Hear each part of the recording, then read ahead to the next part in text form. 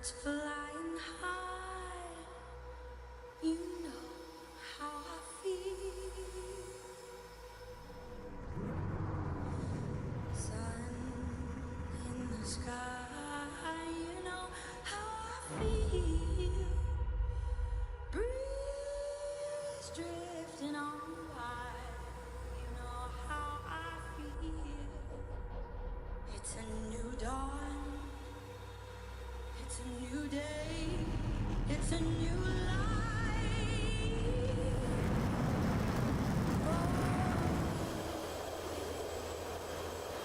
And I'm feeling good.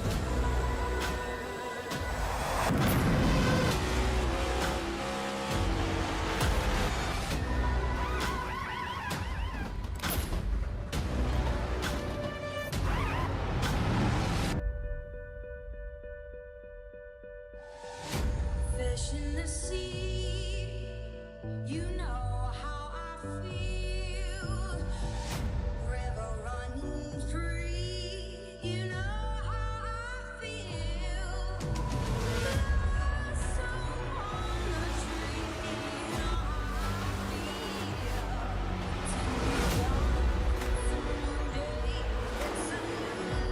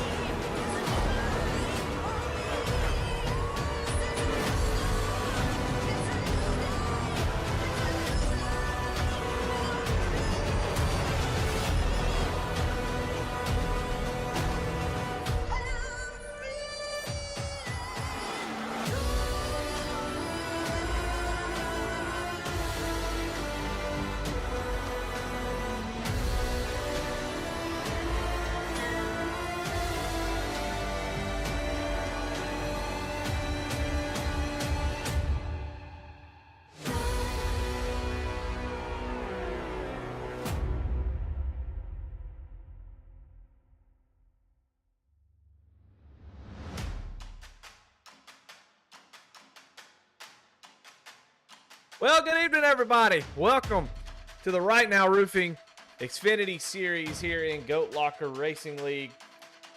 Glad to have y'all tonight. I'm Eddie Smith. We're going to have a great show for you here this evening. Tuesday nights are Xfinity nights, and what a better way to do it at Charlotte Motor Speedway, one of my favorite 1.5 milers here on iRacing. Well, we've had a great season last week. Patrick Rabbit gets the win at Watkins Glen after a dominant performance. I mean, nobody was even close. And so he gets to move on to the next round of the playoffs, or gets to move on to the playoffs. We haven't made it there yet. We're on race number 9, actually, as we have just 2 more races before the playoffs. And here's a look at your standings as you see Jake Ellingson with the 2 wins, Trevor McManus with the 2 wins, Jake Denson also with wins, and those guys are locked into the playoffs along with Patrick Rabbit from last week. Scott Phelps has got plenty of points, but we still have 2 races to go as we had to skip a race at Atlanta because of some iRacing issues. We'll be racing that next week, and that will be the actual cutoff. So guys have a couple opportunities here to improve, but you see right around the cut line, Bobby Germain just 8 points above the cut line. Had a great race. And I apologize. I didn't make this graphic, but I think Bobby's name is spelt wrong. But that is indeed Bobby Germain.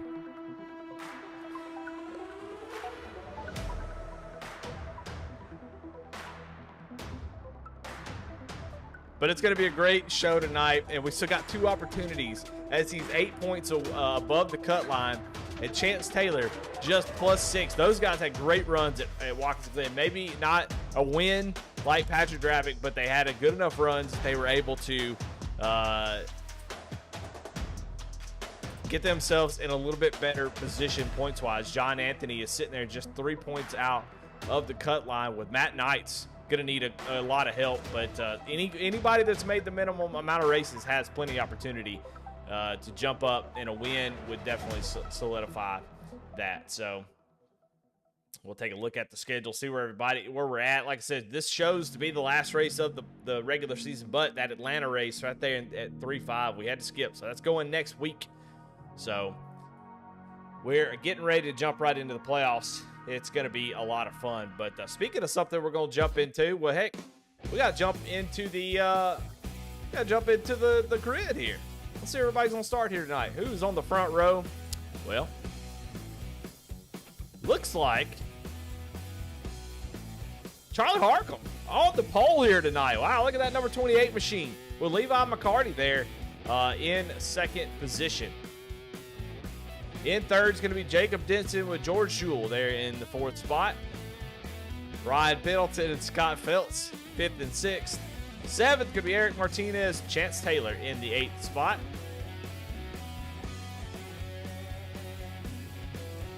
Let's move on.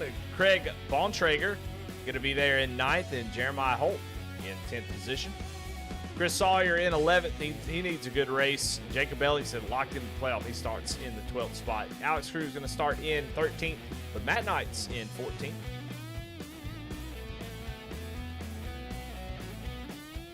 Doug Ellingson going to start in the 15th position, with Jonathan Barker in 16th.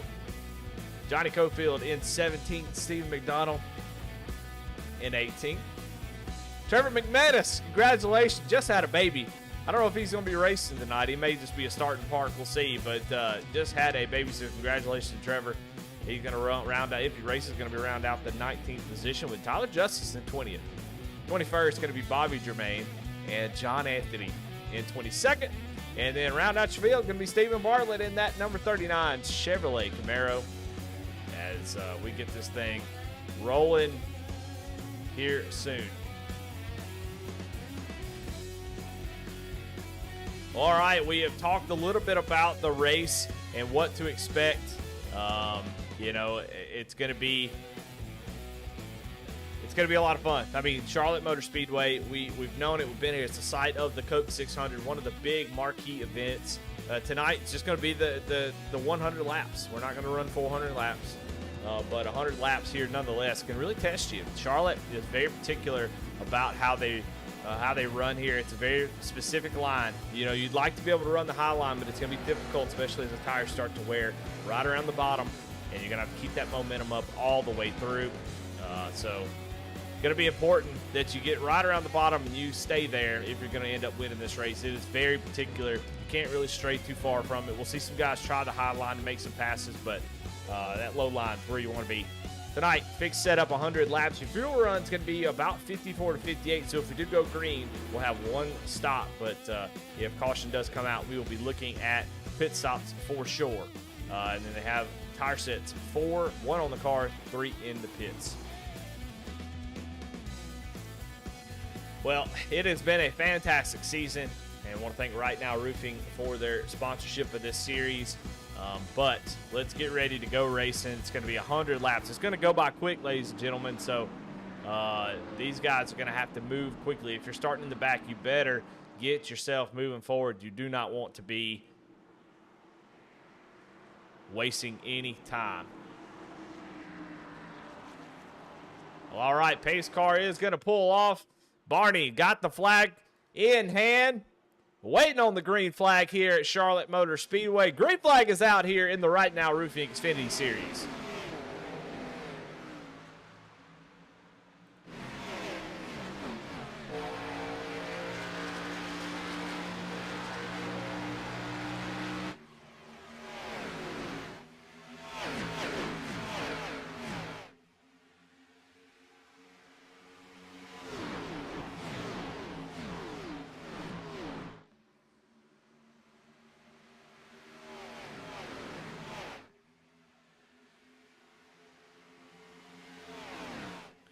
First lap in the books, and Charlie Harcum from the lead is going to lead the first lap of the race, with Jacob Denson right behind him with Levi McCarty and George Jewell in your top 4 with Ryan Pendleton right there in the 5th position.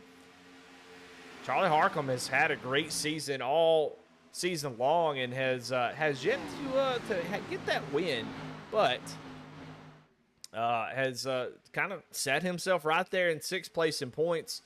He's had an average start of 7th and average finish of 6th, and it's been a quiet season. Been kind of flirting with the top 5 finishes, and I would not be surprised to see Charlie Harcum get a win here tonight. Jacob Denson, though, right behind him, he has got 2 wins on the season, and he is looking forward to set himself apart as the only guy with 3 wins, and he's starting to hunt down Charlie Harcum right here early in this race.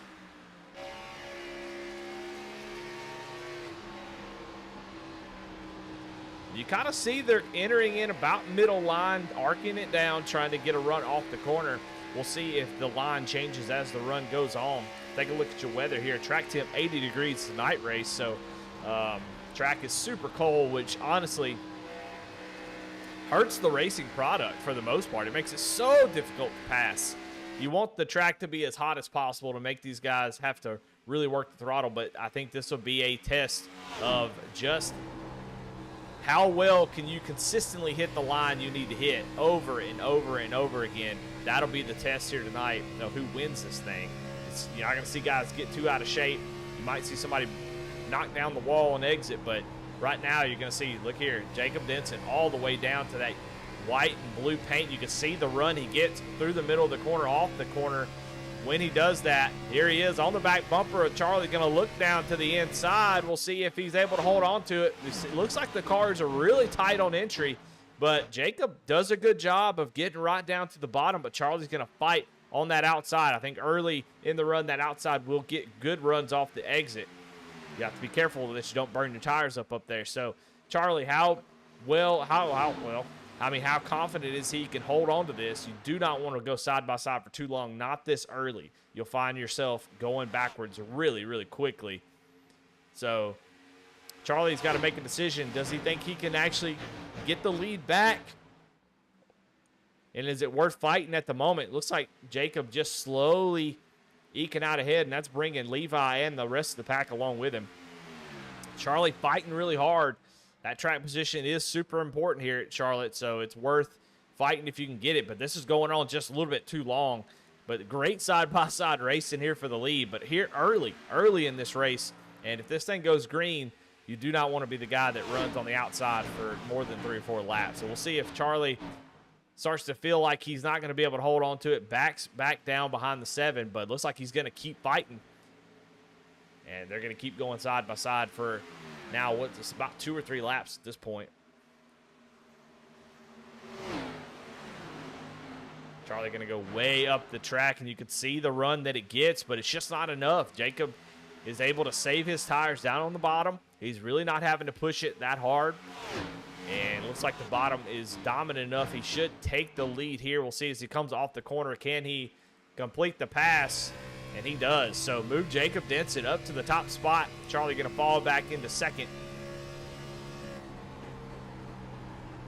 And we'll see if Jacob can start to pull away a little bit, or will Charlie kind of run him down. But you can see Levi back here in the number 18 machine. Little Darrell Waltrip throwback scheme, it looks like, on that Toyota Supra. He has been able to join this battle as they were running side by side for quite a while, and Ryan Pendleton has moved himself from 5th all the way to 4th, all the way up to 4th, and settle in here as he's going to follow McCarty, try to catch up to these leaders.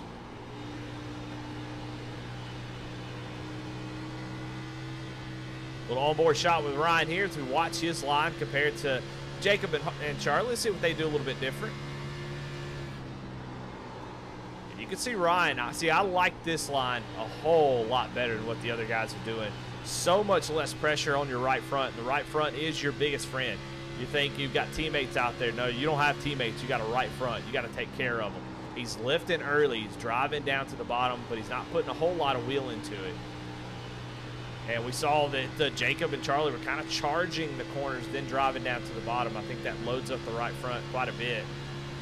So Ryan doing a great job. I expect to see him continue to move towards the front. A little bit higher there, but you see he doesn't get on the throttle till he gets back down to the bottom.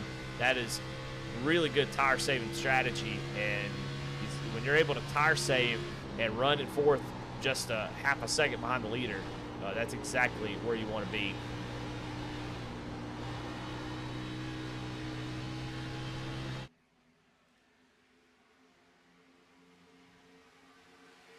Jacob Denson continues to lead. As back here, we'll go back, watch as Chance Taylor, George Jewell. George has fallen back just a little bit from where he started and now is under fire from Chance Taylor. That 36 car needs a little bit of adjustment. He's able to hold off Chance there, but it looks like George is, he's going to blink out. There he comes back. That's always a scary moment, but it looks like George is going to run that high side. But unfortunately for George, that high side, while it is fun, I'm not gonna lie at all. I love to get up there and just have a blast and roll that joker off the exit of the corner. I think it's going to be tough on the tires if you run it the whole time. We may see these guys kind of move up to the high side as the run goes on, as if this car is too tight, the outside will actually be a preferred groove at some point. But it just depends on how it plays out. Weather, tire, or track temp, all that stuff plays into that factor. We've seen Jacob take a couple laps just to make a pass on the bottom. So I'll be interested to see where that plays out. We've seen races here at Charlotte before where to make a pass, you have to get up to the top side. The bottom side is the lane that you want to run, but passing and running a fast lap are completely different sometimes. You have to pick the lane that's going to give you the advantage. So George Jewell, I think, is playing with fire, honestly. If I was going to be completely honest as a broadcaster, I think he's going to be screaming in just a few laps with those tires to continue to run up there. But we'll see. Jacob Ellingson now joining the picture as he is in that 27 machine right behind this little duo that's battling. And you see Chance just not able to make the pass work. Oh, he's going to go down to the bottom as chances go down to the bottom. Jake almost tried to make it 3 wide there, but couldn't quite do it. You could see that George kind of slips up just a little bit there. That gives the advantage to Chance as he's going to take over that 6th position. And now here comes Jacob Ellingson having a go. Up front, Levi McCarty has taken over 2nd place as Charlie's starting to fall back a little bit. As we get 17 laps into this run, we're definitely going to start to see who has taken care of the tires and who hasn't at this point. I wish I had a really cool cutaway car, but it's really hard to explain. The banking is just, there's so much banking at tracks like this. When you enter in and you run that middle groove or upper groove, it loads up the right front, and it just puts so much pressure on it. That, yes, you get a good run off the corner, but you heat up that right front, and that right front is crucial to be able to get down into the entry of the corner on late runs. So you're going to see guys struggle to get to the bottom and get that speed through the middle of the corner, because Charlotte is all about running the bottom in the middle of the corners to get the most speed out of it. So it looks like Charlie, you saw him battling side by side with Jacob there, running the high side, and you're starting to see maybe where that hurts you. You don't want to give up spots, and you're here to race, but it's so tough. I tell you, it's really tough to not battle early in the race when you start to feel yourself fade back. But it's a compound issue. Tire wear, tire heat, all that stuff gets worse and worse and worse. You have to be careful. You got to pick your battles.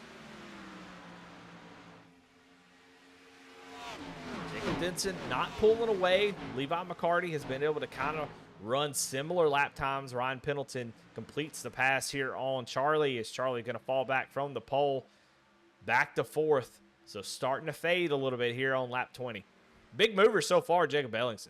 Jacob has moved up 6 spots from where he started back in the 12th position. And no surprise there, his caution is out. Jeremiah Holt maybe has gone off the track. Yeah, Jeremiah Holt, the 32, is sitting on the track, and caution is out on lap 20 early. I really didn't expect it at all, but a little bit early here tonight. We'll come back and see if we can see what happened to Jeremiah. Left side looks all toe up. Got the 49 of Craig Bontrager right in front of him, then Alex Cruz. Oh, it looks like Jeremiah Holt actually comes down the track and tries to hook the 49. I don't know what that's about. Then runs Alex Cruz into the wall.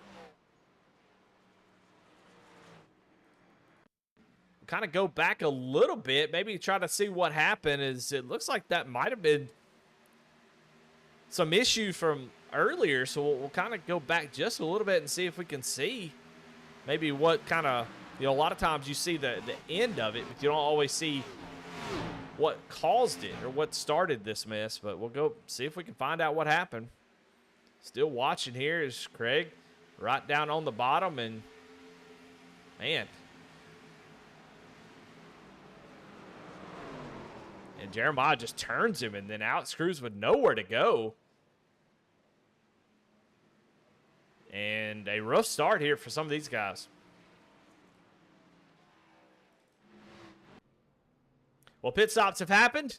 We'll see who comes out of pit road. Looks like Jacob Denson going to win the battle off pit road. Ryan Pendleton comes off second. Eric Martinez in the 20 machine. He's going to take 2 tires only on that 20. So we'll see if that is a good call. I mean, this will be something that everybody will be paying attention to here. How well does 2 tires work?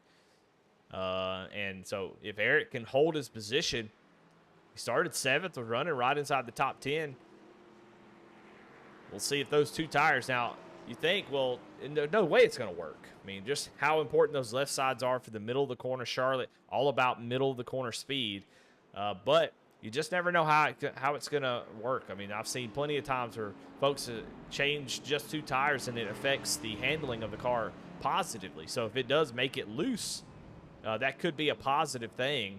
But we're going to find out. It'll be interesting to see. But, yeah, so a 2-tire call, some strategy calls here early. He's going to effectively waste a set to test this out for us. So it'll be a fun little science experiment for the rest of the race to see how that pink car does on 2 tires, especially if we get a long run. That could be where it starts to struggle a little bit, but a good time to thank some of our sponsors. Obviously, Right Now Roofing for their sponsorship of this series. Just a massive shout out to them. But also want to thank Jam Printing and Promotions. I mean, we've seen it forever. Jam Printing and Promotions has been a part of, Patrick Drabick's schemes since I've known him, and a big part of Goat Locker for sure. Veterans for Life Foundation. Cruise and Classics. And a new one this season, Premier Racing Setups. They sponsor the Goat Locker Truck Series, providing the setups for that series, but also VSRN and they're and sponsoring us. Yeah, they actually on our behalf sponsored 2 entries into the Friday Night Truck Series. So definitely appreciate them over there for that. Well, drivers right around the cut line. Chris Sawyer here in the number 21 machine. He is just 3 points ahead of John Anthony, which John Anthony not here tonight. So he's got to feel pretty good about that. That's going to further increase his lead. Chance Taylor is running up in the 8th position. We saw him up in the top 10. And Bobby Germain currently running in 16th, but I expect to see that Red Beard Designs number 42 machine kind of work his way towards the front. He started 21st. He's already moved up a little bit. And I'm sorry, John Anthony is here tonight. My bad, John. He's got that Fastenal double aught forward up into the 15th position. So these guys are fighting for every position they can get as, bonus points, all kinds of stuff are going to be real important. So these guys love to get into the top 10 and try to get, especially John, get above that cut line. But if he can go out there and maybe do a strategy call, come away with the win, that would be amazing. So we'll see if any of that plays out here tonight as we got our first caution here on lap 20. Getting ready to go green. Pace cars, lights are off. Everybody comes down pit road. And the whole field gets 4 tires except for Eric Martinez in the 20. So we'll see if that how that plays out here on this restart. I love the Xfinity cars. I do get a little irritated at iRacing and their setups, and they always build the thing so tight here at Charlotte. Charlotte is a very particular 1.5 miler,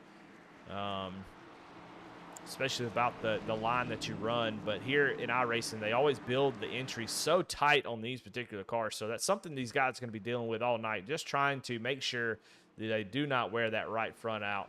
That is the most important. But green flag back out here for Jacob Denson. Ryan Pendleton in second.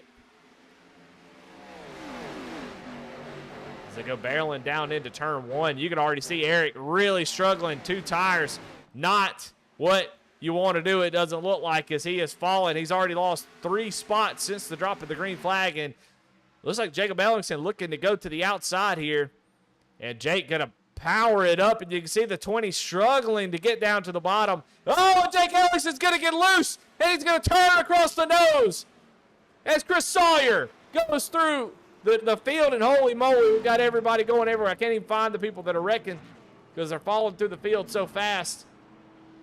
But a lot of people involved in that. Chris Sawyer, the guy we just talked about on the cut line, has some damage to the front end of that machine, and we saw it all happen as Jacob was trying to power it up to get around those 2 tires and gets loose off of turn 4, and that's where it all started. Let's go back and take a look at it real quick here on the replay. There it is. He's already getting loose, comes around across the nose, and you see everybody trying to avoid Chris Sawyer through the grass there. Actually did a great job. I don't know how he got damaged as Doug Ellingson slaps the wall there.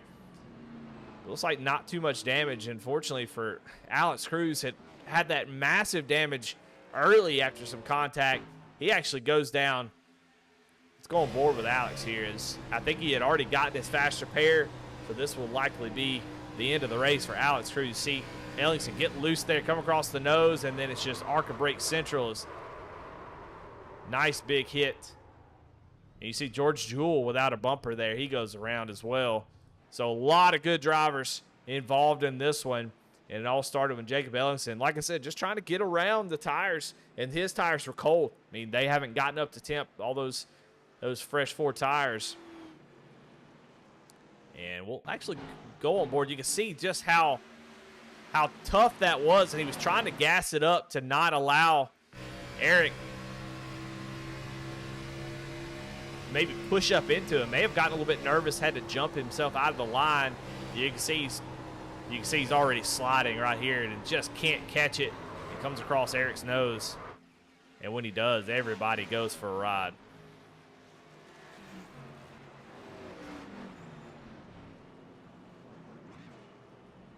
If we can go back and look from Chris Sawyer, who is just trying.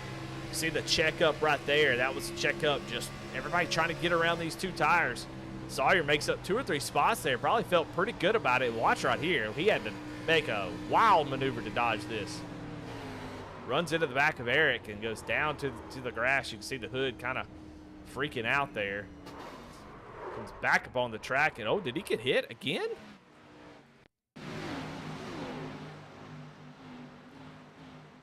Yeah, you see he makes contact and then coming through the grass. We'll see if he gets hit by somebody. Oh, he does get hit. Real massive hit from Craig Von Traeger. Oh, man. So a playoff driver already into some big, big trouble there. He comes down. He does get that faster pair, so he is back with a fresh new number 21 machine, but after only 28 laps, I have to use that faster pair. That is tough, but we'll keep an eye on him. That's the first kind of a scary moment for a cutoff driver in Chris Sawyer.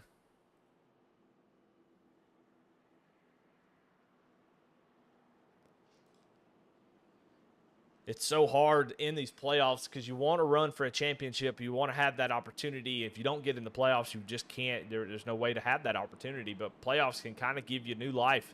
Your season hasn't gone maybe the way you want it to, but you get in the playoffs, and we saw Jimmy Johnson get 7 championships out of it, where you may not always have the best season, but if you can lock in for those last few races in the playoffs, you can be champion.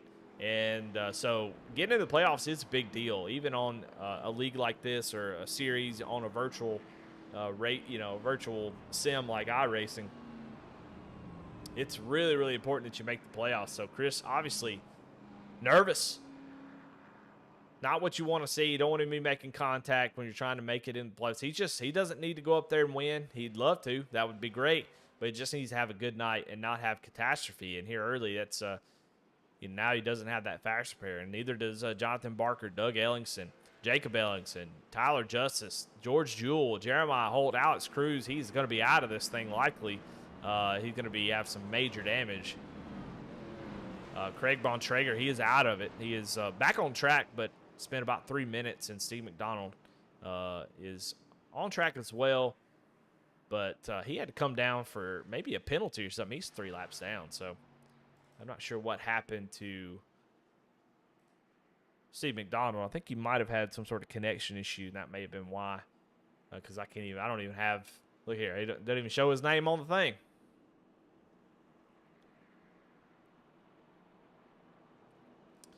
But anyway, back up front, though, here tonight, Ryan Pendleton has taken over the second position. We saw him coming on strong towards the end of that run. Would love to have seen that play out. We may see a pretty long run here. Now, we talked a little bit in the pre-race about 55 to 60 laps, depending on how much you save. So we're definitely not in the pit window just yet. So we're still going to have to make a stop if it goes green to the end here. So that being said, you've got to be careful and save those tires. Because if you do go 50 laps, and we're talking going almost to lap 90, so that is going to be a long way. You got to take care of those tires. And we'll see who can do it the best. Restart, a little wonky restart there as the bottom line kind of breaks up. You see Jacob kind of have some sort of issue there, maybe on the start. Couldn't get the power down, but does get away. And Ryan Pendleton actually really suffers from it as he's back side by side with Scott Phelps there in the 79. We haven't talked about him tonight, but he's had a fantastic season. He's actually, besides the guys in wins, he is the highest non-winning driver at the moment. So Scott has had a pretty incredible season. He's always just there, and he's been involved in some incidents. It looks like we're going to go 3 wide here is Ryan Pendleton on the outside. Ryan actually backs out of it. I think that is a smart move by the 23. He's going to drive down the corner. He might try to get up under Scott. No, he's going to get a run on him right here. Ryan really not sure where to go just yet. Going to peek up to the outside, get off the gas, try to get down to the bottom. But Levi right behind him. Loving to see this action because he could stay around with him. But Charlie going to take over the second place again. Try to set his sights on that number 7 machine, but Ryan going to jump down to the inside of Scott Phelps. Doesn't quite get the entry like he wants. Scott gets a great run through the middle of the corner. He's going to hold on to that 3rd spot for now. It looks like we have some drivers going around. Matt Knights. Caution is out, and Matt Knights, one of your bubble drivers, has gone around. So it's a terrible night to be on the bubble, and he actually tows. So he has some sort of issue where he cannot get back to pit road. He's going to have to sit there for a couple minutes, and he's going to go multiple laps down. And Matt was one of those drivers that really needed a great race tonight because he was 15 points back of the cutoff line entering the race. He just needed a solid night here tonight and then another one at Atlanta. And, man, already trouble for playoff drivers. Let's go back and see what happened. And we already catching him going around, and we'll watch right here on the V-Speed replay. He's all by himself. I wonder if those cold tires just got him. Entering in high in 1 and 2. You can already see he's a little bit. Oh, no, Doug Ellingson. Was that Doug?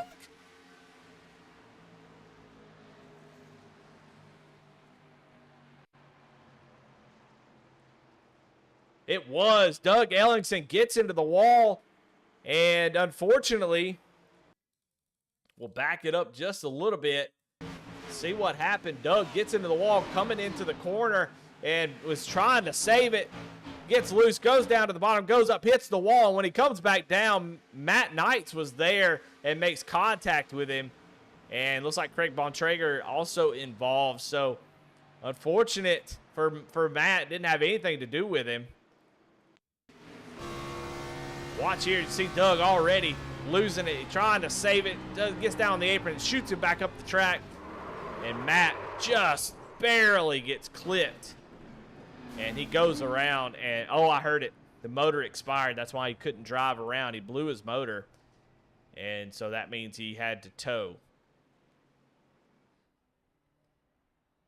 Well, Matt Knight's now sitting on pit road, has to wait. What iRacing does, it simulates a tow truck coming and grabbing the car and taking it around to your pit stall. So it takes 2 or 3 minutes for that to get you there. You kind of sit in your stall until that happens. And then once that's over, he will be able to take his fast repair and get back out on track. Doug Ellingson is on pit road as well. I think he's already taken his fast repair, so he may be out of it. Oh, that front end of that 58 looks pretty tore up. But Matt will be able to get the fast repair, get back out there. He's gone 2 laps down right now, and he might go another. But he will be likely the lucky dog recipient. You can see Alex Cruz here. Good gracious. Look at this car. Alex Cruz trying to stay on the lead lap.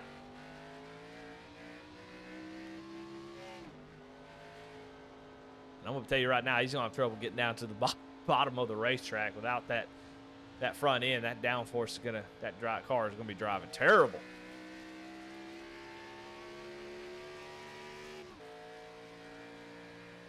Now, one thing I've noticed about Matt Knights is he's still sitting on pit road. It's been about 3 minutes, and one thing you hope whenever you hit the tow button is you didn't uncheck your fast repair, because if you did, you will tow, and once the tow is finished, your pit crew will start immediately pitting the car and start repairing it. You'll have, if you have required damage, you won't be able to move until that's done, and you won't be able to get the fast repair. So hopefully that didn't happen to Matt. He's been on pit road for about 3.5 minutes at this point.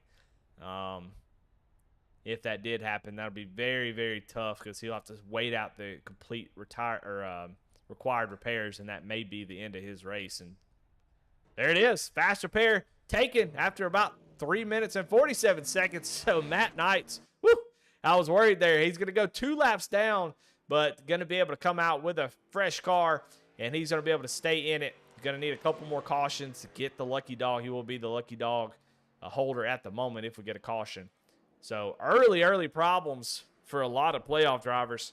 I know I'm covering a lot, but there's a lot to talk about at the moment. Lots of guys really having some issues here early in this race. But Jacob Denson, Charlie Harkin, Brian Pendleton, Levi McCarty, and Chance Taylor not having any issues. And I'll tell you what, look here at John Anthony. We talked about him being right there below the bubble. This is what you got to do. You got to keep that car clean. You can't see anything on that 00. And he is running in the 6th position. So somebody who's below the cutoff, this is what you got to do right here. Take advantage of those who are having trouble. And, man, what a great way to get above that cut line if he can maintain this. Well, Jacob Ellingson was able to get his fast repair, and he will be in the 9th position now.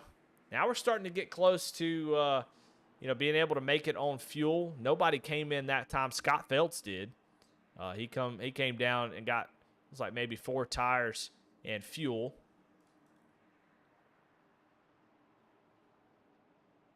So we'll see if that, I don't think you can make it from here still. I think it's still a little bit too far. But we'll see if he can maybe stretch it. You never can tell.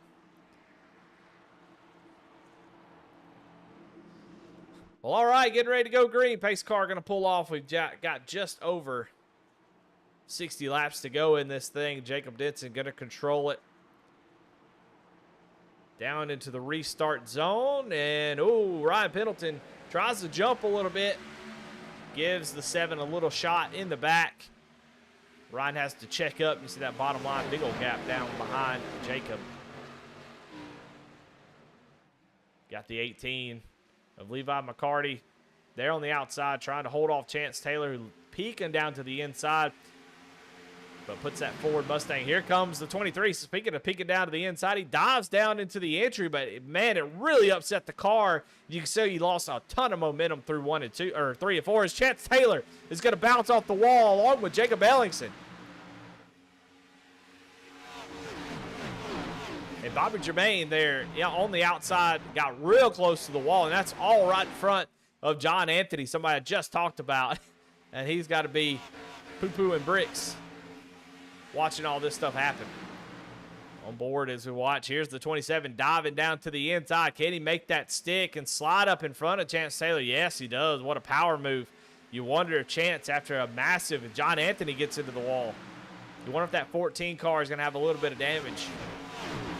As that was a really easy move by the 27. You could see maybe that 14 struggling now. That right front is, and Bobby Jermaine gets into the wall again. That right front is too important. The tire and the suspension. It's doing so much here at this track with the way the banking is and the turns. You can't afford to get damage there, but these guys have been knocking down the wall, and you can see Chance really struggling here as Bobby Jermaine now going to drive up to the outside. Not sure if I'd want to be on the outside of this 14 at the moment. Bobby going to drive up. We saw Jacob Ellingson do this earlier. He's going to get up to the outside. Chance going to have to lift probably a little bit to keep that car from pushing up the track. Jermaine has a nice run down the back straightaway. Going to enter in high. He's got those fresh tires and doing pretty good. I mean, 18 lap fresh tires, I guess, but trying to get around that 14 machine. And they're bringing Johnny Cofield in that 97 machine right behind him. Ryan Pendleton takes over the third position. You see Chris Sawyer going up to the outside. Chance Taylor continues to drop like a rock as that car just not handling as well as it was. You see these guys able just really to drive right by him. So he's definitely got some damage that's hurting right in front. Here we go. Battle as Bobby Jermaine really flirting with that wall on exit.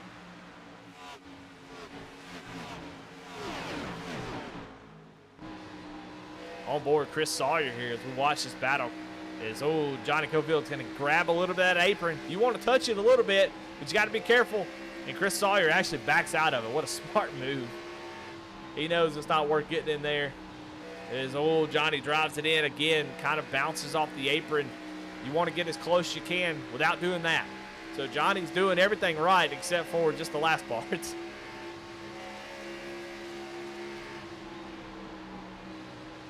Now, what a race we have going on right here. As Cofield's going to slide up in front of Bobby and then tries to block he's like he's at a super speedway. He's blocking the top, trying to block the bottom too. Trying to keep Chris Sawyer behind him. But Jermaine going backwards, that top line works good sometimes, and then sometimes it seems to drop like a rock. But here comes Chris Sawyer down to the inside, trying to take over sixth position here in that 21 machine. Down on the inside, and the 21 doing exactly what he wanted to do. Sitting 3 points above that cut line. Here comes Johnny, maybe back to the inside. He's not willing just to wait around, so we'll see if he can make a move here. Johnny down to the inside, gasses it up. Going to pull a slider here on Chris. Chris good with the crossover down to the inside. Oh, they're going to make contact. You can feel it coming. Chris Sawyer, again, through the grass. He takes a couple jumps, comes back on track right in front of John Anthony. Holy moly. You can kind of feel that building there as they were really racing hard for that position. And Johnny, honestly, racing super aggressive right now, blocking lanes, coming down side drafting. You know, that's what you have to do sometimes. But, yeah, just making a lot of moves, trying to hold on to those positions and racing hard. Look at him coming down the track, maybe get a little bit loose there. Going to come down across the nose of George Jewell. So Johnny kind of all over the place at the moment. I'm not real sure if maybe that car is not handling great or what's going on, or if he's just, trying to scare him, I think. He's trying to weave around him and make him nervous. I don't know. But Chris Sawyer was up in close to the top 6 and now is back to 11th as he's going to run up on the 97 again. I think this is the point. You can see Cofield just struggling. That's what's going on here. That 97 machine is not driving good. I think that's really the issue. Not really him being aggressive or whatnot, being super defensive. I think he's just struggling with the handling of this car. He pulls up in front of Eric. Eric gonna have to take a wild move. So yeah, I think the 97. I don't know if he feels like he was raced a certain way, but maybe just needs to calm down just a little bit. If you got mad about some contact or irritating about, it's easy to get irritable whenever your car's not driving good. You get loose, you get frustrated, but you got to calm down. Got to get back into it. Don't catch yourself in some more issues. He was running really, really good until, the wheels started to fall off there, but I'm sure he'll get back into it. Trying to get settled in here with Jonathan Barker there right behind him. Chance Taylor, with that damage, kind of settling in the 8th position. That 14 machine may not be driving great. I know he'd love to come down pit road and maybe get that fast repair because Chance was running up in the top 5, but George Jewell going to get around him. You see Chance just not able to complete the crossover here as they go down into 3 and 4. Chance going to look, almost makes a little bit of contact with the 36, but just like George is going to take over that spot. Up front, got a nice little battle from second, or actually, second on back to 5th. Jacob Denson out to about a 1.2 second lead over Harcum. And then it's Harcum, Ryan Pendleton, Levi McCarty, and Jacob Ellingson. Jacob a little bit further back. But as long as Jacob doesn't have any, this is so weird to say, but if Jacob doesn't have any damage, I look for him to save the tires to be able to drive up through these guys if we get along with them. And that's so wild to say because that's something I would never say about Jacob back in the day. But, man, he's really improved. And I have all the confidence in the world that he can save his tires and be up in second place by lap 60 or 70 for sure, especially if these guys keep battling like they are. Looks like Charlie's starting to fall off a little bit as these guys are really racing around him as Ryan goes up, does a little slide job on Levi. Levi going to do the crossover, come back down to the insides. They're side by side crossing the stripe. 23 going to drive it into the corner. Levi doing a great job down on the bottom. They continue to be side by side.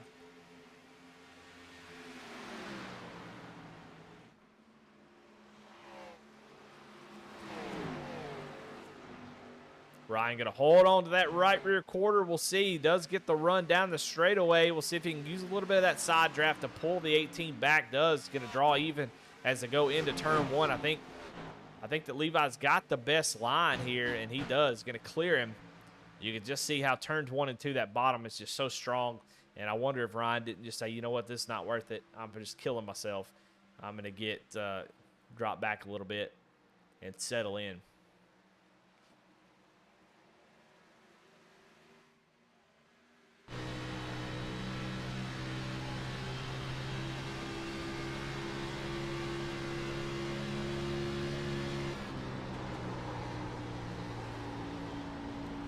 Really hear the tire squeal there as it's really difficult to get into the corner. You can see how hard the car is going to slide up on exit. And he actually lifts for Levi there. Got to be impatient. You can see he's not able, he wants to get down. He has to slow so much to get down to the bottom. It requires a ton of patience. Oh, going to make a little contact with the wall.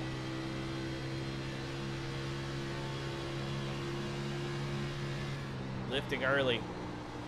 You see how difficult it is. He wants to get down to the bottom, but really struggling to get that car to turn on entry. That's why that right front is so important and so important to save.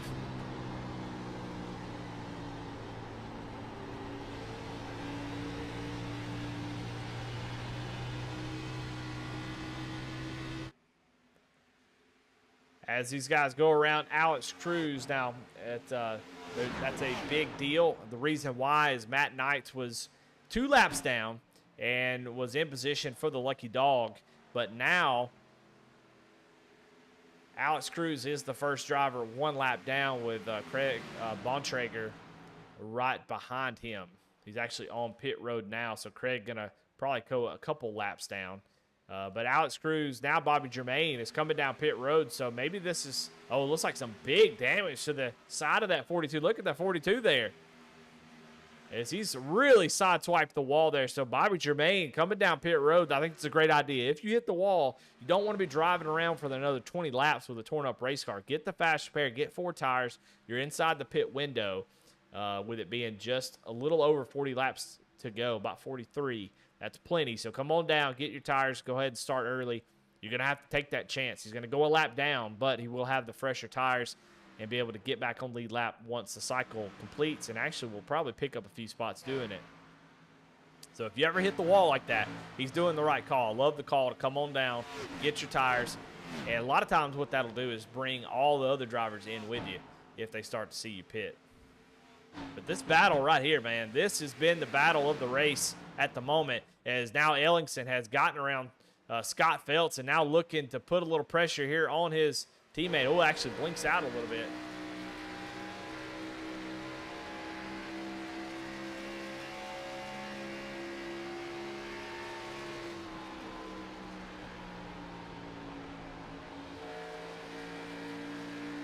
Driving right down to the bottom, being patient. I said that I thought that Jacob would be able to drive up through these guys if we got a long run, and that's exactly what you're seeing here. Flipping the switch. He's what you see him down there with that button box. He is working, trying to make sure he's got everything set, make sure he's got his tires, make sure he's got all the fuel that he needs, checking all that stuff. You have to do that while you're driving. It's crazy. It's a skill for sure. These guys, they want to make some changes, try some different things. You got to get on there and fiddle with that while you're going 180 miles an hour and trying to make passes too wide. But up front, Charlie Harcum starting to fall off just a little bit as Levi gets down to the inside. Levi McCarty going to take over the second spot as Jacob Denson has pulled away by almost 2.5 seconds as these guys continue to battle. So I'm expecting to see one of these drivers come down pretty soon. I think if you're Jacob Ellingson and you're Scott Phelps, I think you come down pit road, let these guys keep going, and try to undercut them really quickly.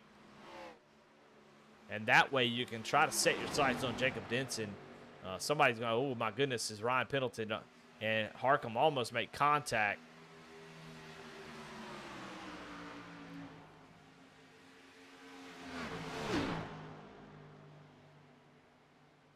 Harcum goes way up the track, right up against the wall. He's going to get a nice run here on exit, but oh, he's going to get into the wall. Is Pendleton going to pull up right in front of him?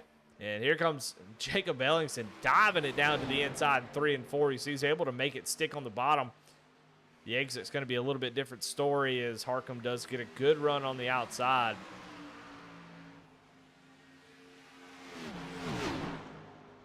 Jacob Denson, the only driver still in the 31-second bracket out in that clean air. Just nobody around him. He doesn't have to deal with the aero issues, and he is a tenth faster than these guys almost every single lap. We'll see as they cross the line here if Levi is able to cut into that lead at all now that he is out in some clean air himself and not out here battling. We'll see once he crosses the line, but it looks like, yeah, I mean, Jacob Denson runs a 31.86 where Levi runs a 32 flat again. So Denson had a really great lap that time and really extended that lead.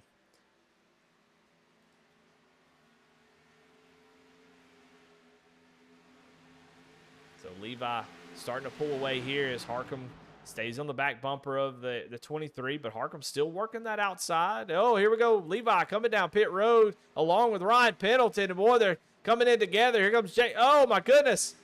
Oh, I don't know. I do not know if Levi got down to pit road speed. We'll find out very, very soon. But both Goat Locker guys come down, Ryan Pendleton, Jacob Ellingson, and Levi McCarty gives up second place to come down and take the final stop of the night. If we stay green, we're going to see if there's any penalties assessed as they were coming down pit road really, really hot. Looks like obviously going to be 4 tires and fuel. I don't expect to see anybody do anything crazy here like 2 tires. I already saw that kind of not work out.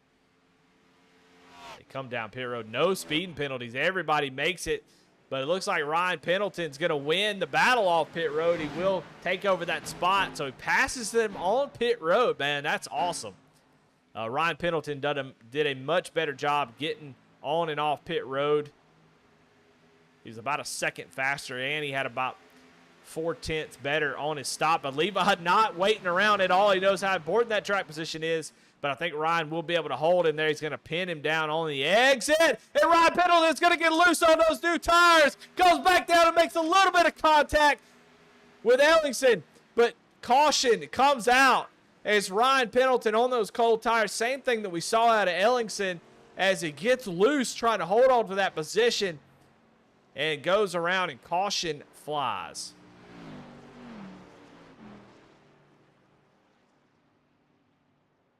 Well, you know, that I hate to see that because there's going to be a couple drivers that really hurt.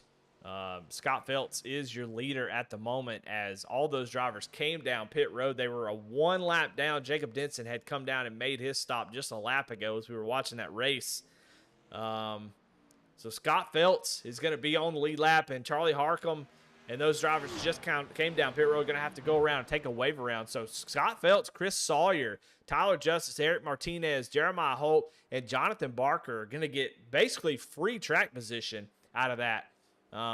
You know, I talked about Bobby Germain coming down. This is the gamble of doing that. He comes down pit road, gets his 4 tires, going to go out there and try to make up some time pitting early, but this is the danger of caution coming out during the green flag cycle. And now Bobby Germain is now 2 laps down. John Anthony also 2 laps down. He just came down pit road. So definitely frustrating for those drivers. Matt Knight's 2 laps down still has not been able to get any of those laps back. They will get the wave around here. They'll be able to get at least one of their laps back. But it's just a frustrating moment. Anytime there's a yellow flag during a pit road cycle, if you pit early, it could be tough. And luckily for the field, Jacob Denson had just pitted not just a lap ago. So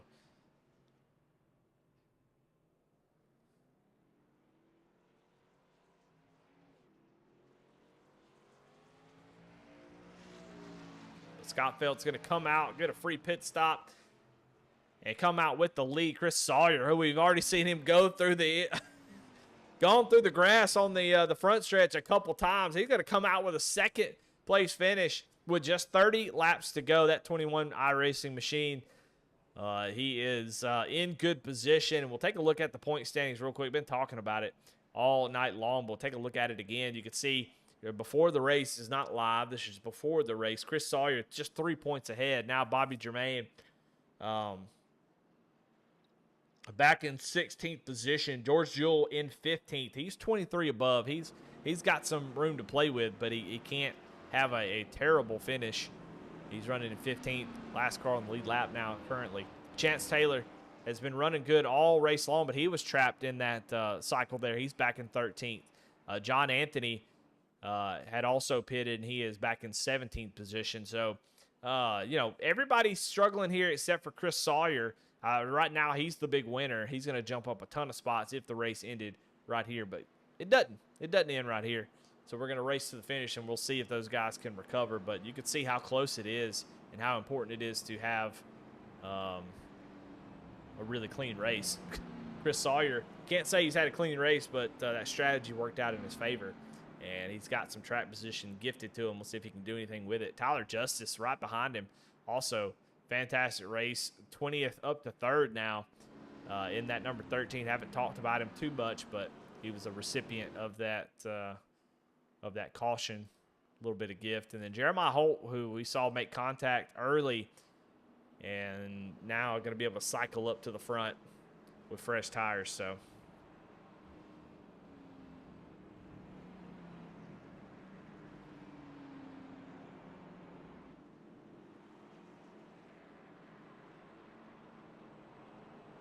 well, this is going to change the game quite a bit. I mean, your leader, Jacob Denson, was back in the 7th position, and it's always a tough thing in this type of situation, what do? Jacob Denson has shown that he is the fastest driver on the track right now, but he's got 6 drivers to get back to the front. Do you push and get up to the front as soon as possible? He's definitely got a lot more pace than the guys in front of him outside of maybe Scott Phelps.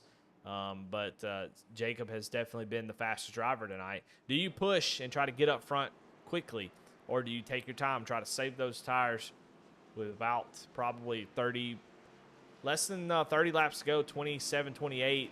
You know, you can easily push it too hard and find yourself in big trouble. So we'll see what he decides to do. Ryan Pendleton is right in front of him. I'm not really sure what's going on. 97 of Johnny Cofield is spinning out. I think he was coming off pit road. What happened there?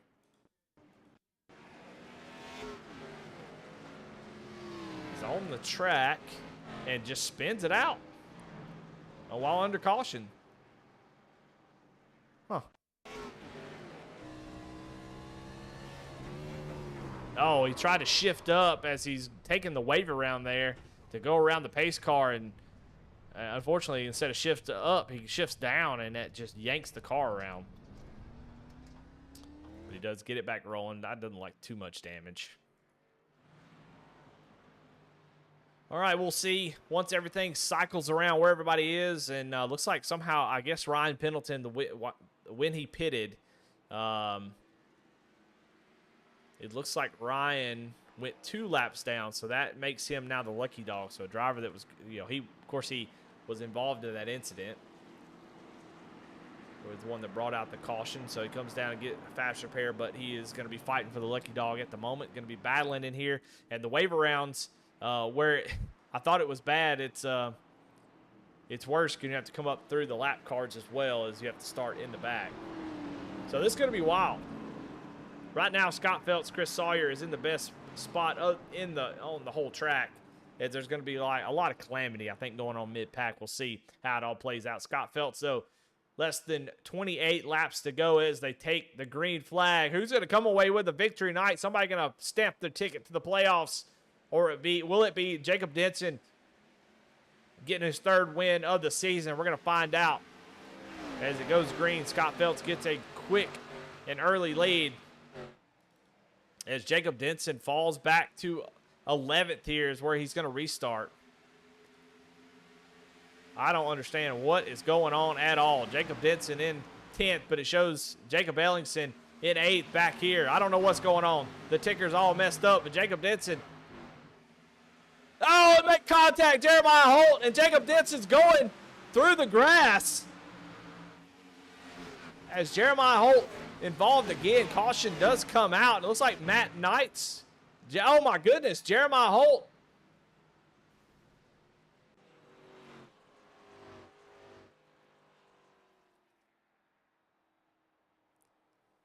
My goodness, what in the world?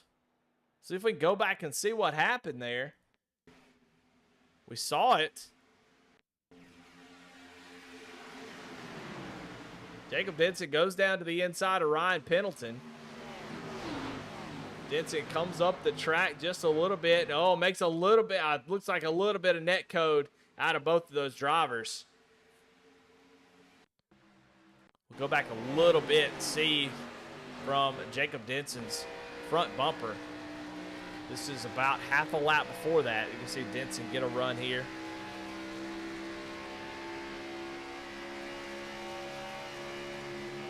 Drive really deep in the corner. You can see he's really ready to get to the front of the pack. Yeah, that's a little bit of net code. And you can see they make contact, and Denson takes a ride through the infield there. And you can see Jeremiah Holt come back out on track right in front of the field instead of slowing down. And then Matt Knight's going to make contact into a couple other drivers. George Jewell, massive contact is Jeremiah Holt. We'll try to watch as he's going. He's going to get loose here. So he had saved it, and then he got loose, and then was trying to just hang on to it, came back on the track, and unfortunately for Matt Knights, that's going to end his day as he's got massive damage. Watch on board with Matt Knights here. You See the contact that you see. Gonna get loose here and then come right back up on the track.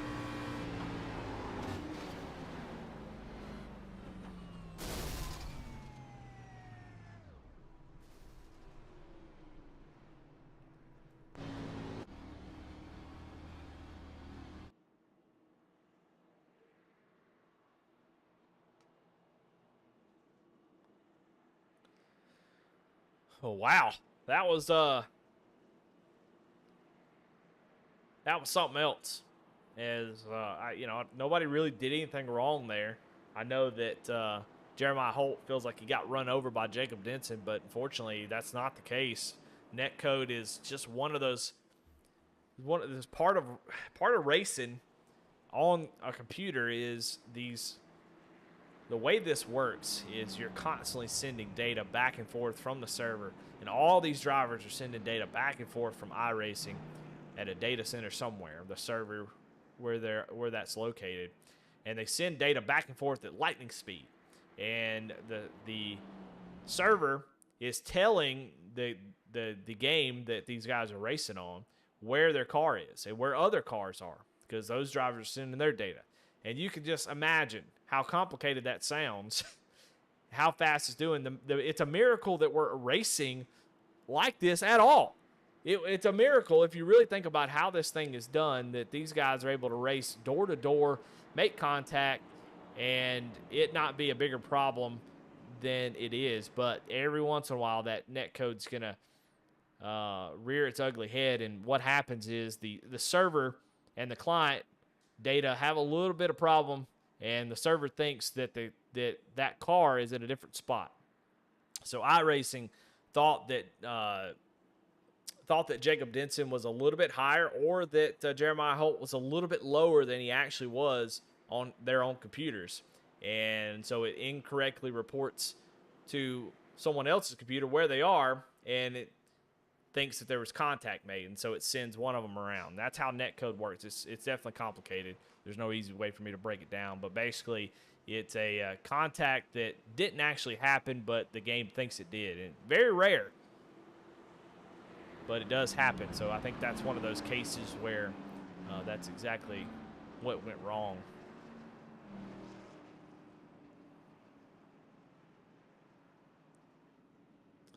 So, I mean, if you're Ryan Pendleton, now back on the lead lap, was able to get the lucky dog there. John Anthony, Bobby Jermaine, Jeremiah Holt, Alex Cruz are the ones that are one lap down now. So right now, Bobby Jermaine will be fighting for that lucky dog if we get another caution. Jacob Denson in the 7th position. Scott Phelps currently with the lead. Charlie Harcum up in the 4th position. He's been up front all race long. See if he can get up there and try to get the lead and try to set some distance between him and Jacob Denson, who we saw involved in that last incident.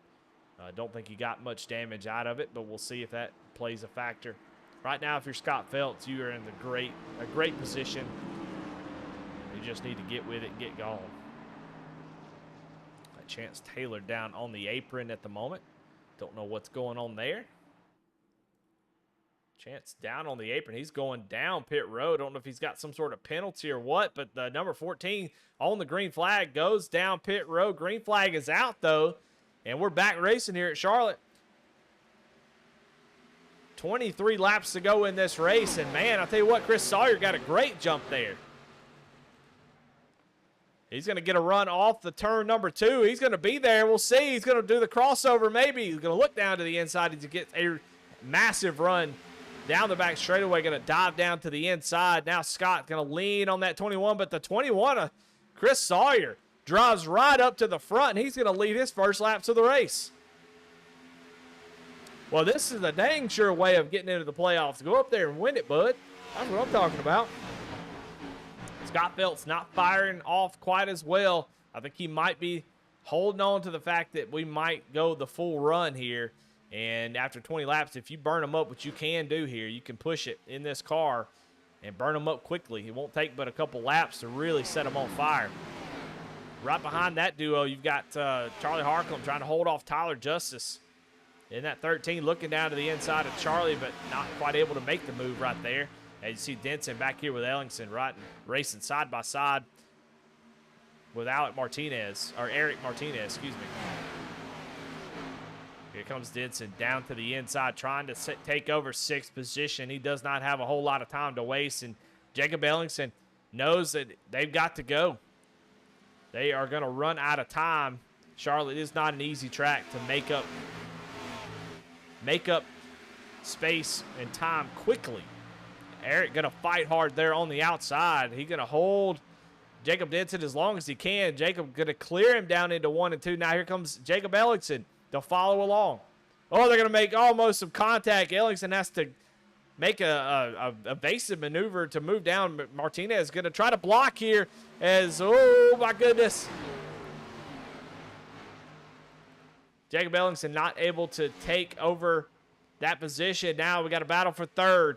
And we got Scott Phelps moving in on Chris Sawyer to try to take the lead. All while Jacob Denson now sets his sights on the top 5. Well, if you ain't excited about the racing that's going on right now, I don't know what to tell you. I think you're just dead inside, because this has been an amazing race with a lot of action. There's been a lot of wrecks, but, man, the racing has been really, really good. Look at Tyler Justice get to the back bumper of the 28 machine, trying to get to the inside as they're all trying different lanes, running high, running mid. You see Tyler Justice right down on the bottom, gets on the gas a little bit too soon. It pushes up in the middle. He's not able to hold it, so he's not going to get the run off the corner. But here comes Scott Phelps looking for the lead here. Right on the back bumper of the 21. If you're the 21, you want to win, but you know that a lot of your competitors right around the cut line have had trouble or multiple laps down. Do not put yourself in a position where you get taken out trying to win this race. If you're Sawyer, if you plan on racing for a championship, you want to race hard, but you don't want to put yourself in a position where you get turned. So it's decision making for Chris Sawyer. But gosh, if you're a competitor, if you're a racer, you want to win so bad. You're not thinking about 2 weeks down the road. You're thinking about right now. You want to get that win. He wants to hold that 79 machine up as long as he can.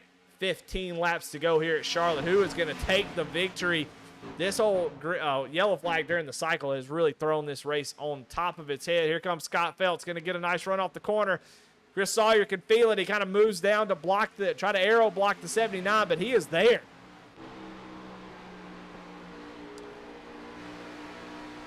Feels like Scott Phelps really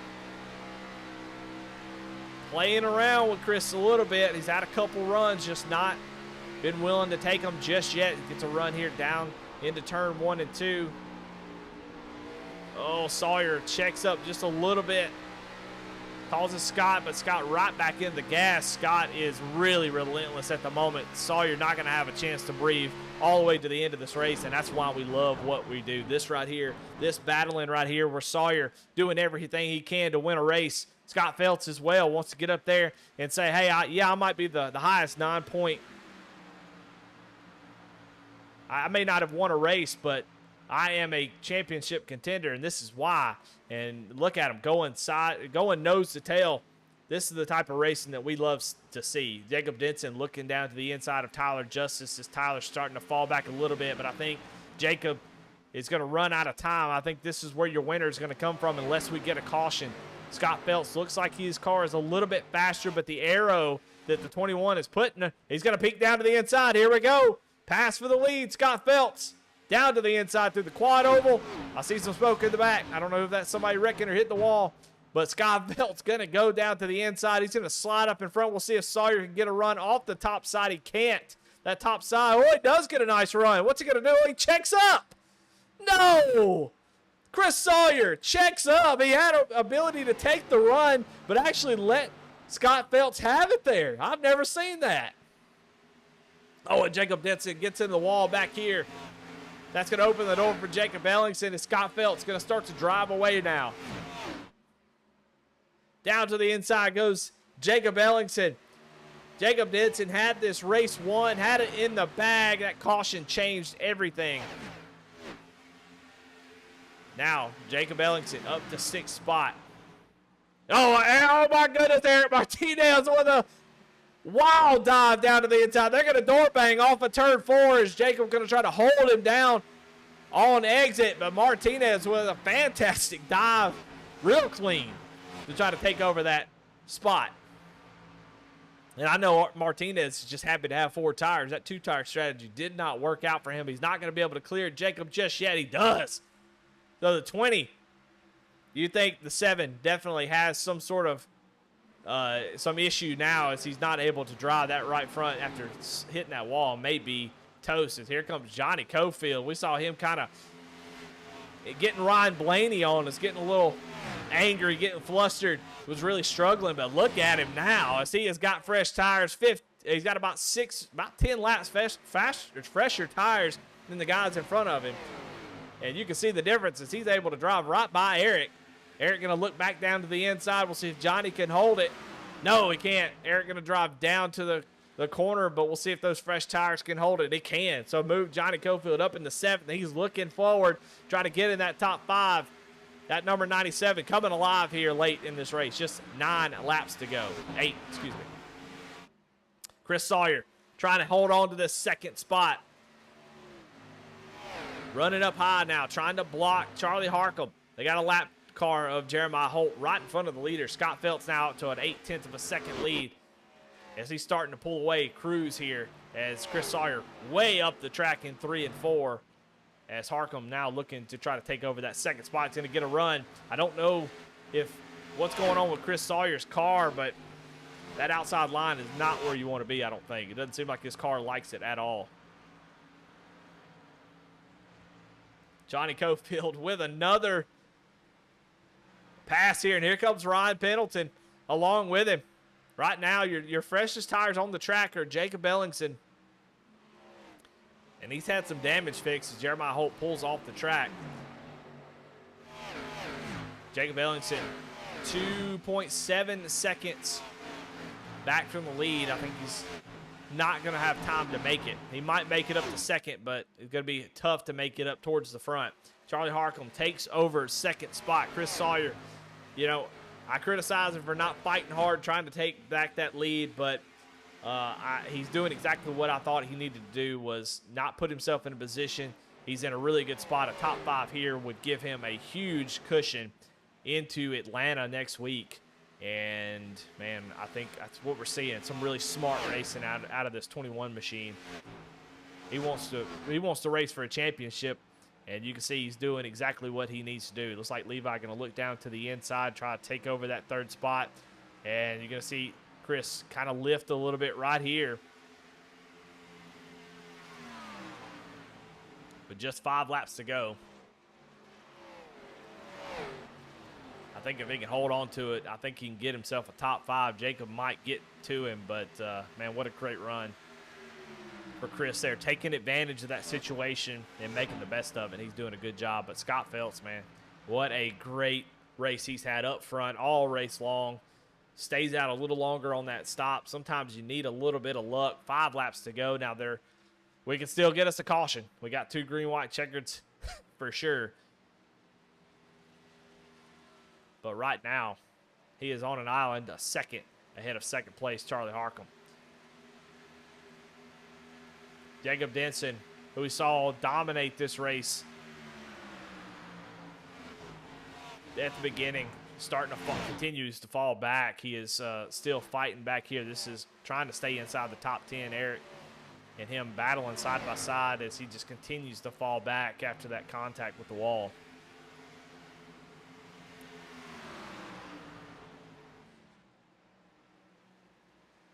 That's why racing is so frustrating. You're out there. Oh, man. The racing gods are really tough. You're out there leading the race. Nobody can really touch you at that moment. And then all of a sudden, it all gets turned on its head, and now you're just struggling to stay in the top 10.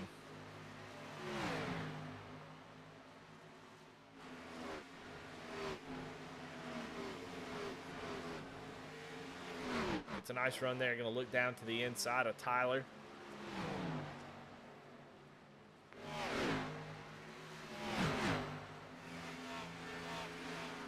Gets a nice run. Going to take over that 8th position. Sawyer still running in the 4th spot. Moved back down to the bottom. I think that's going to be helpful for him as he is trying to hold off Jacob Ellingson, who's still pushing hard. But they ran about the same lap time last time by, so I think Chris Sawyer going to come away with a 4th place finish. Man, what a great run for him. White flag is out, though, here for Scott Phelps.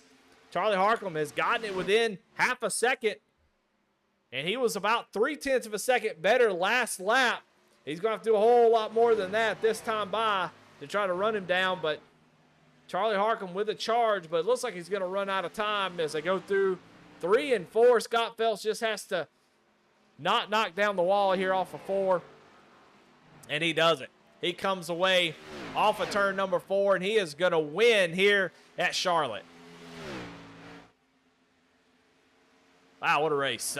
Incredible way that turned out. Could not have predicted it, but, man, Scott Phelps taking that the little gift there and turning it into a win, and he's going to take the victory here tonight and lock himself into the playoffs. He was pretty much locked in, but that is going to settle it. He don't have to worry about Atlanta at all. He can go into Atlanta knowing that he's going to be playoff racing. So congratulations to Scott Phelps. That was a great drive at the end. Patient to get around Chris Sawyer. And once he did, never looked back. And congratulations to Chris Sawyer again. I think want to highlight those bubble drivers. He had some issues, went through the infield twice. Would actually love to talk to Chris. So, Chris, if you're watching the broadcast, I'm actually going to send him a little thing here. And we will talk to him if we can. Because I think that was a great story. Would love to hear his thoughts after that great run there. Charlie Harcum, we'll actually go through as we watch Scott Phelps. He's over here doing donuts right now. But let's go through the results here and see where everybody finished up. Holy moly. Whew. I'm out of breath. That was fun. Whew. Well, 5 cautions, 4 lead changes. Scott Phelps comes away with the victory. Charlie Harcum in the 2nd position. Levi McCarty had a great run tonight. I mean, I'm telling you, that 18 was up front fast all race long. Comes home with a 3rd place finish. We'll talk to him as well. Chris Sawyer in 4th. 5th, Jacob Ellingson. 6th, Johnny Cofield there at the end. What a great drive up 11 spots where he started. Like I said, I think he was starting to fall apart at one point there and then just kind of dug down deep, found that little bit of extra, got some pit strategy, and he come away with a 6th place. Great run by him. Ryan Pendleton comes home in 7th. Jacob Denson in 8th. Tyler Justice in 9th. 10th going to be Eric Martinez. Jonathan Barker going to be in 11th. Chance Taylor 12th. Bobby Germain finished 1 lap down. All these drivers, first driver a lap down. Still 13th place finish for Bobby Germain. Great recovery. It could have been a whole lot worse. That's why you stay in it. John Anthony, who was there right on the cut line, I think he was hoping for a little bit better than 15th. We saw him up running inside the top 10 at one point, and he's going to end up 1 lap down in 15th. Steve McDonald in 16th. Jeremiah Holt in 17th. George Jewell in 18th. Matt Knights, these are a couple drivers that really needed a good finish. Matt Knights was one of them. He comes home in 19th. Craig Bontrager had a tough night. Doug Ellingson as well. Trevor McManus just made the 1 lap and called it quits. And it looks like Stephen Bartlett did as well. Down towards the end of this right here.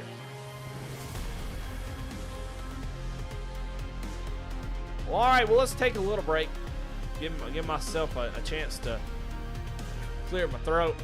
And we'll thank our sponsor of Premier Racing Setups, and we'll be right back for some interviews. What do you say?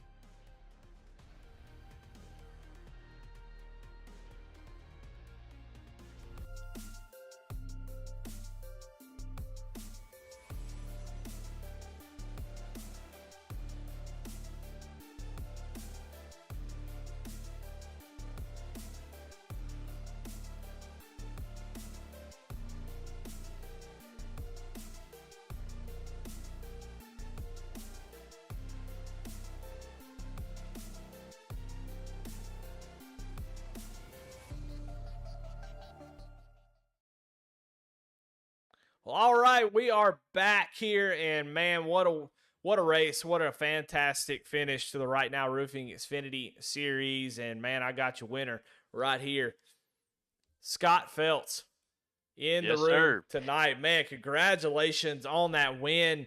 Man, I got a lot to ask you. Oh, I'm excited for this. You, man, you come into the race, you hadn't got that win yet, but you were sitting right atop the standings as one of the Mm. most consistent top 5 drivers, and you're always really fast. Just haven't been able to get over that hump of getting that win. Everybody else has been stealing them all.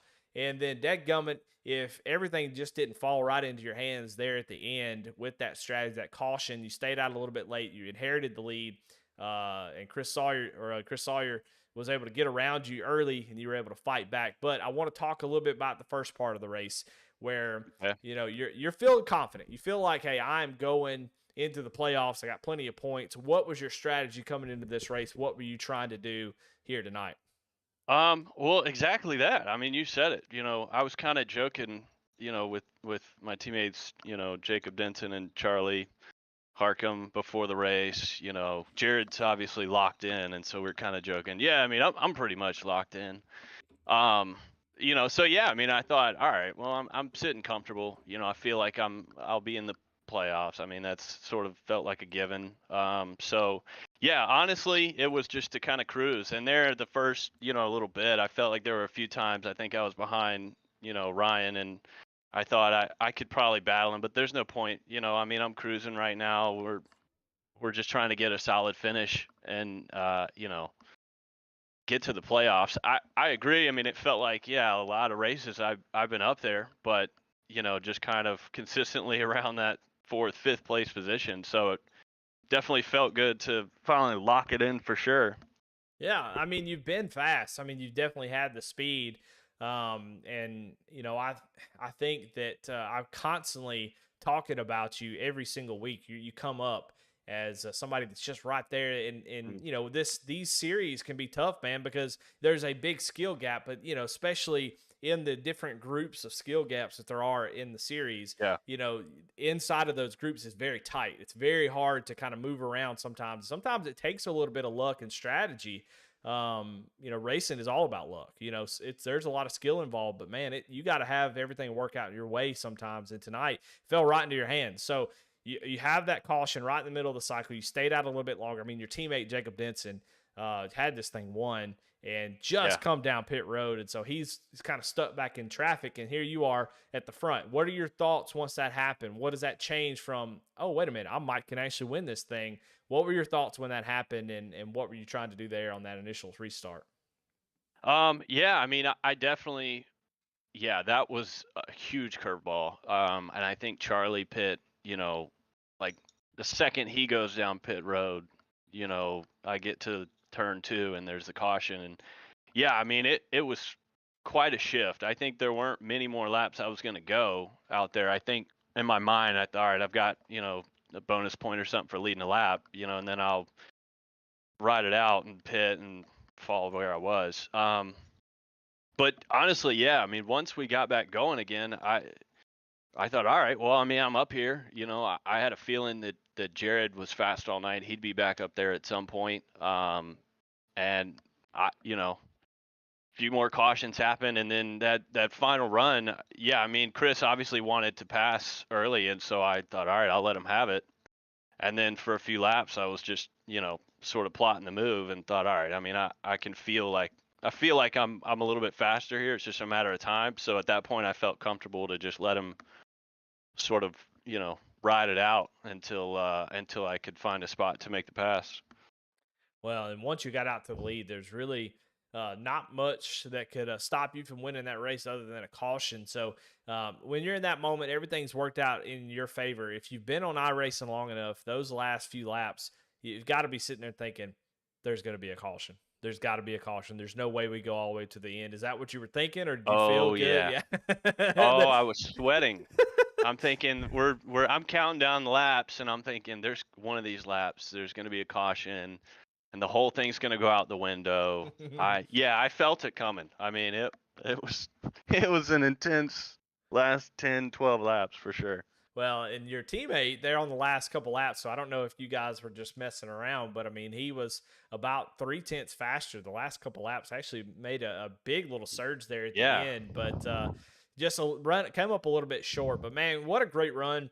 For you, way to capitalize when something falls in your hand. It's so racing can give you gifts and then you could fumble them. You know what I'm saying? And absolutely. you didn't do that tonight, man. The opportunity presented itself. You were there, you had the speed, and you were able to take advantage of it. And you got that win. You're locked in. Atlanta is just a speed bump for you next week. And so looking to playoff run, got your playoff racing ready to go. So talk a little bit about that. What's your mindset now as it switches gears? You don't have to worry about Atlanta. You really didn't have to begin with, but Right. now you really can just focus on what's going to happen in the playoffs. So what's your plan? You've been kind of a quiet driver, maybe not as aggressive as some others, but knowing Right. that the intensity picks up, how does that change how you drive going forward? Yeah, I mean, I think obviously, the first few rounds. I mean, you know, I think the first few rounds are key. I think yeah, definitely Atlanta's just kind of, all right, let's be here, let's show up and finish solid. But I mean, yeah, I think just those first few rounds of playoffs, there's sort of a balance, right? I mean, you want to stay out of trouble, right? Because that could be really disastrous, but also you want to be aggressive and get up there and win. So I think it's, again, like tonight, I just kind of feel like, all right, well, if these guys want to be aggressive and they want to early in the run, they want to get out there, I mean, that's fine. I'll let them do it and just sit here and, and watch and sort of plot out my move. So, yeah, I mean, it felt good to, you know, I again felt like I was obviously in the playoffs, but it felt good to lock it in. And also, that teammate Charlie Harcum happened to mention before the race that there was no way that I would finish higher than him in this race at Charlotte. So I just want to say my only goal tonight was to beat him, and it took getting first to do so. So I'll give him a little bit of credit there, but that was my only goal for tonight. Yeah. Well, man, congratulations on a win. That well deserved. You've had a fantastic season, and here at the end of the regular season, cap it off with the win. That's great momentum moving forward. So, congratulations, and as always, man, who you got to thank? Absolutely appreciate it. Right now, roofing, putting on the series. That's a big one. Jam Printing and Promotions, Veterans for Life Foundation, Cruising Classics, Redbeard Design Company, V Speed for the broadcast. Appreciate you do a great job, every week with this broadcast. We really appreciate that. Obviously, Feltz Media, B&H Racing, and Ray's Imports and Little Miami Brewing over in Ohio. Appreciate all those guys. Shout out to my teammates. They did strong. Jacob obviously had this one in the bag, and as you said, he quote unquote fumbled it. Well, you didn't say it, but I'm going to say it. He fumbled it. Yeah, don't put no. Yeah, you get me some No, nasty no, no. I'll, PMs if I'll you do take that. ownership of that. I'll take ownership of that. All right, man. Well, there you have it. Scott Phelps, your winner here tonight, takes home the victory here at Charlotte. And, man, what a great win for him. Now we got to talk to his teammate, Charlie Harcum. Got him up into the booth. Charlie, you started up front on the pole, had a great car tonight. You seemed like you were always up in the top three. There at the end, your teammate was able to get out front, get that clean air. But tell me about your race, man. What was it like? We saw you kind of jump up to the high line early. Do you feel like that worked well for you, or what? Would you have changed anything about that first run? Yeah, it felt pretty quick early on. I mean, I knew Jared would sneak out there probably. He has a tendency just to make it look way too easy. And so early on, I thought, well, I don't want to drop back too much. So let's just go ahead while we were early in the race. Let me try that high line. I actually thought for a little while it was good, especially coming out of 1 and 2. I didn't try it in 3 and 4 until at that very, very end. But if I had to look back on it, I don't think it was really working as good as I thought. But you had to try something. Wanted to do a little something different. I wasn't gaining otherwise, but man, it felt good to finally get up front and show like I had a little bit of speed. And the pole's just a bonus, but yeah, it felt good to finally get back in the mix. Feel like I hadn't been around in a little while, so I wanted to gain some points on Scott, but I mean, congrats to him. That was a legit flat out win. So he deserves it. Yeah, well, I mean, you led 6 laps tonight and you started on the pole. That's good momentum. That's exactly what you want to do. And now, with you entering the race 50 points above the cutoff line, you're in really good shape. I mean, there's no way, you're all but locked into the playoffs. I don't think there's any way we don't have the car count to suggest that you lose that type of lead. So you're locked in. You're good to go. Before you even entered the race. So it's got to make you feel good getting a second place. Scott gets that win. That locks him in on wins. That makes you the highest running guy without a win. But I think that is fine. Going into the playoffs, then it's, consistency can carry you all the way to the Final Four. So, how do you feel about that? Do you feel like you're going to need to win, or do you feel like you can continue to do what you've been doing, which is running really great inside the top 5 all week, every week, and get to the Final Four? Do you feel like you're going to have to get a win at some point? That tends to be my MO personally, actually, is just you're kind of always there. The wins never seem to really come, every once in a while. I don't think you're going to have to win, honestly, until you're there at the Final Four. It is nice to have a little bit of a buffer before Atlanta next week, because that could be a crapshoot, regardless if you have a fast repair or anything. So it is comforting knowing, you don't have to do too much there. And then, once you get into the playoffs, it's cliche, but I mean, anybody could do anything then. I don't think a win is really going to be necessary. I mean, obviously, until you get down to that last race. So I think you can sneak into the top 4 without grabbing a win. I mean, obviously, it takes a little bit more, and it's nice to win a race to lock in. But if it happens, it happens, and yeah, it is good to have a little bit of momentum before we, again, Atlanta.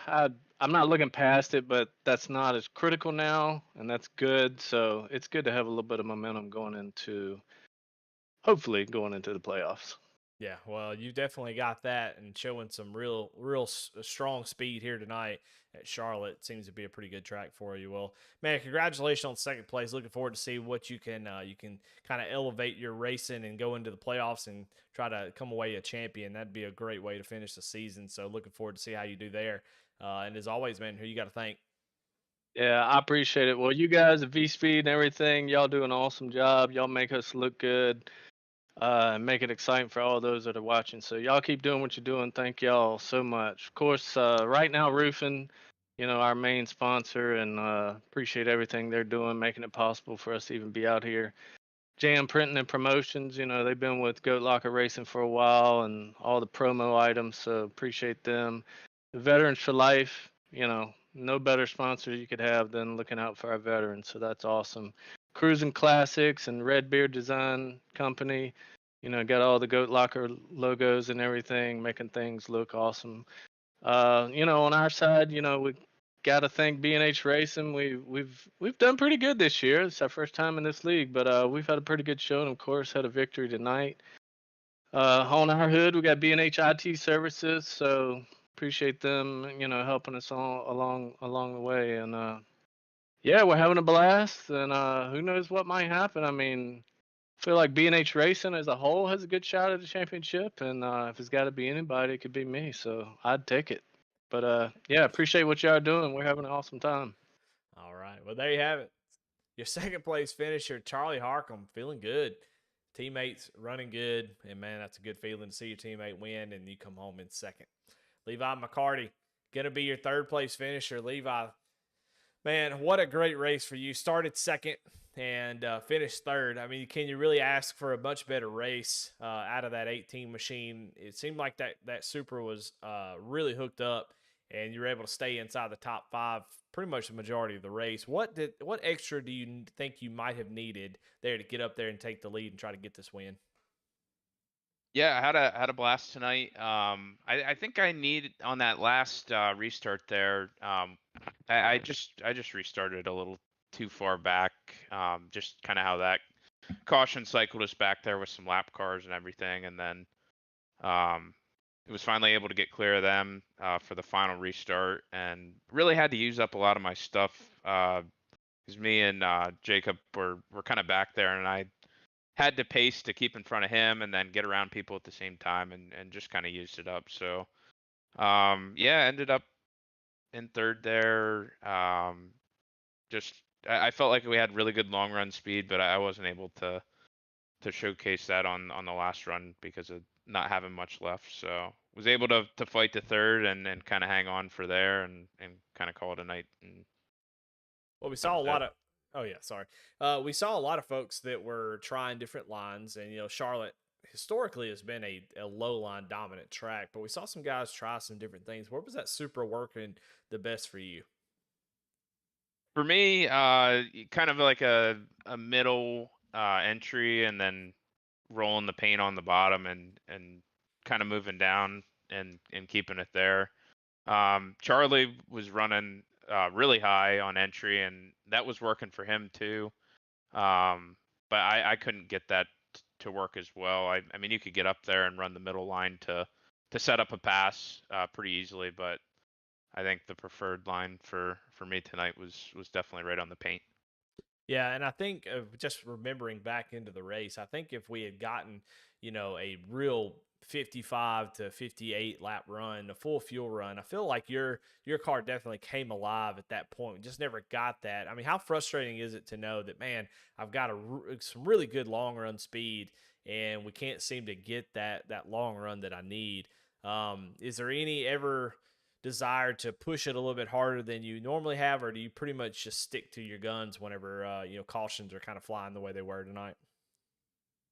A lot of it is how the steering ratio that you set at the beginning of the race. So I tried to kind of hit in the middle tonight, and that's usually kind of my mindset, where you're not bleeding spots early and can be there in the long run. So I mean, it's a little frustrating to not get there, but there's a lot of really good drivers in this league, and anytime that you can come away with a P3, it feels good.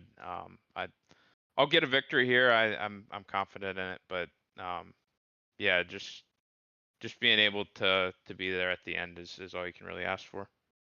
Well, you got to be there at the end if you're going to win, and that's exactly what you did tonight. Come away with a third place finish. Levi, who you got to thank? Yeah, first off, Fairfield Auto Group, Fairfield Motorsports, Fletcher and those guys, great guys. Always cranking out paints for me to showcase. So huge shout out to them. Right Now Roofing, Jam Printing and Promotions, Veterans for Life Foundation, all those guys. Cruising Classics, Redbeard Design Company, and of course V Speed. The broadcast. I can't wait to watch it back tomorrow and relive it. And thanks for everything you guys do. All right, well, there you have it. Third place finisher, Levi McCarty, with a great finish, started in second and come away with that third place. Now, somebody I wanted to talk to, Chris Sawyer. Chris, thank you so much for being patient. I know it's been a long wait. You had to wait for all three of the top the guys to get through their interviews. You got a copy? Yeah, yeah, it's all good. I'm here. Well, man, look, we talked about you at the beginning of the race. You were sitting 12th before this race started, and you had a 3-point buffer to the line. And you needed to have a clean race, make up some spots, and have some good points. And boy, it didn't go that way at all. You you had two contacts. We were going down to the grass, jumping, throwing rooster tails, all kinds of mess down the front stretch, and had to use your fast repair. And damn it if you didn't come away with a fourth place finish. Chris, congratulations on a great race. Wanted to highlight you. We don't normally talk to the fourth place driver, but somebody that goes through so much adversity that you did. Talk a little bit about the first part of the race. Talk a little bit about thinking about playoffs, knowing how close you were. Was that even in your mind at all? I want to know, what were your thoughts? And then once those incidents happened, how were you able to keep yourself calm and stay in it? Yeah, I mean, I knew that I had to beat the 0-0. That was my main goal. When I could see that he was like 2 or 3 cars behind me about the whole race, and got caught up in that first big wreck where Jake spun off the corner or whatever, and fast repair there, and then I'm battling with the 44 a couple laps later, and he hits the wall or gets loose off the corner and slides into me.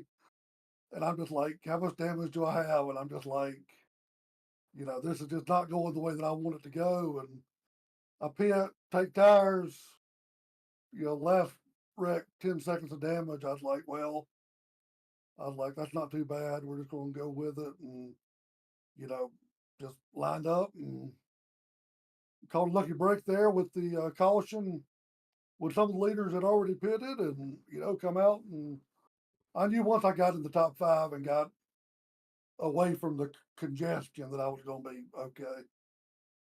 Well, we saw you were out there and you took the lead early. And I mean, it's got to feel good to get up front, take the lead a lap. I mean, it's got to feel really good. And then Scott kind of hung around behind you, and it looks like, I mean, he got around you. You had a big run, and you decided to lift. And now I want to know what your thoughts were. On the broadcast, I'm like, no, why didn't he try it? But then also I think about the fact that you're racing to try to get into the playoffs and running second, third, fourth.